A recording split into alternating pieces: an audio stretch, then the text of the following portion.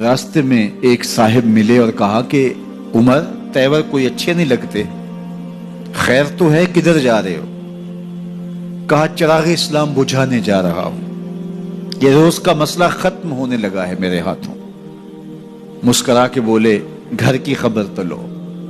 کہا میرے گھر کو کیا ہوا؟ کہا تمہاری بہن فاطمہ بھی نوکر بن گئی ہے رسول اللہ صلی اللہ علیہ وسلم کی۔ غصے سے بھرے ہوئے اپنی بہن کے گھر کا رخ کرتے ہیں، اندر سے قرآن پڑھنے کی آواز آ رہی ہے، غصہ اور بڑھ جاتا ہے، دروازے کو زور زور سے کھٹکھٹاتے ہیں۔ اہل خانہ سمجھ گئے ماجرا کیا ہے، گرجدار آواز ہے جناب عمر کی، دروازہ کھولو۔ جلدی سے معلم کو چھپا دیا اور بہن آگے بڑھ کے دروازہ کھولا۔ کہا تم سابی ہو گئے ہو، دین چھوڑ دیا تم نے، بتوں کی وفا ترک کر دی اور بے تحاشا مارنا شروع کیا۔ بہن کا سر پھٹ جاتا ہے، خون بہنے لگتا ہے اور یہ مارتے چلے جاتے ہیں۔ فاطمہ بنت خطاب بولی عمر تم خطاب کے بیٹے ہو، سنو میں بھی خطاب کی بیٹی ہوں، جو ظلم جو جبر کرنا ہے کرو، میں محمد عربی کا دامن نہیں چھوڑوں گی۔ سوچنے پہ مجبور ہو جاتے ہیں وہ کون سی طاقت ہے جس نے بجلیاں بھر دی اس کے اندر۔ کہا جو تم پڑھ رہے تھے مجھے بھی سنا سکتے ہو؟ کہا تمہیں غسل کرنا ہوگا۔ عمر اپنے بدن کو دھو رہے ہیں، میرا رب دل دھو رہا ہے۔ اتنے میں معلم بھی قرآن لے کر آ جاتے ہیں اور قرآن کی تلاوت ہونے لگتی ہے۔ طٰہٰ ما انزلنا علیک القرآن لتشقیٰ، 14ویں رات کے محبوب چاند، ہم نے قرآن اس لیے نازل تو نہیں کیا تھا کہ تم مشقت میں پڑ جاؤ۔ بے تاب ہو گئے، کہا عمر کی عمر برباد ہو گئی، مجھے لے چلو حضور کی چوکھٹ پہ۔ تلوار حمائل کی ہے، بہنوئی ساتھ ہیں،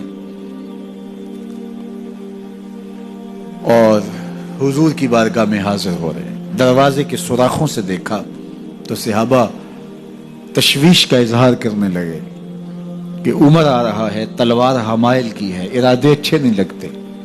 جناب امیر حمزہ نے کہا دروازہ کھول دو، اچھی نیت سے آیا تو استقبال کریں گے، نیت اچھی نہیں ہے تو اس کی تلوار سے اس کی گردن کاٹ دیں گے۔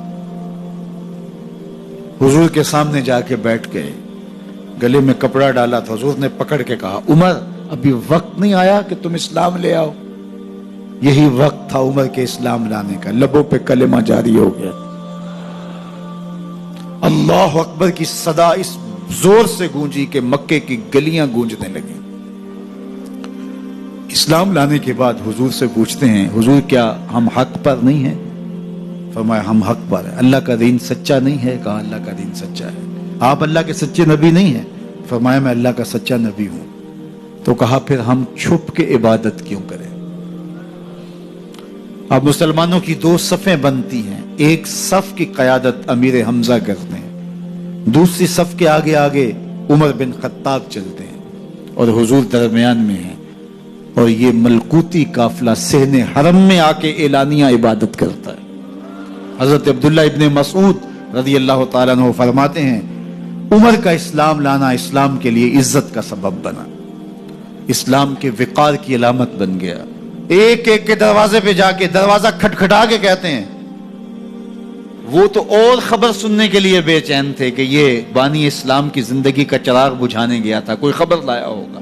وہ کہتے ہیں آؤ عمر کدھر آئے ہو؟ کہا تمہیں بتانے آیا ہوں، کمزوروں سے پنجہ آزمائی کرتے رہے ہو، آؤ میرے سے بات کرو، میں محمد عربی کا نوکر بن گیا ہوں۔ اللہ اکبر۔ میرے حضور نے فرمایا جب اچھے لوگوں کا ذکر کرو تو میرے عمر کا ذکر بھی کیا کرو۔ میرے عمر کی زبان پر حق بولتا ہے، سچ بولتا ہے۔ ان الشیطان یفر من ظل عمر، عمر کے سائے کو دیکھ کے شیطان بھاگتا ہے۔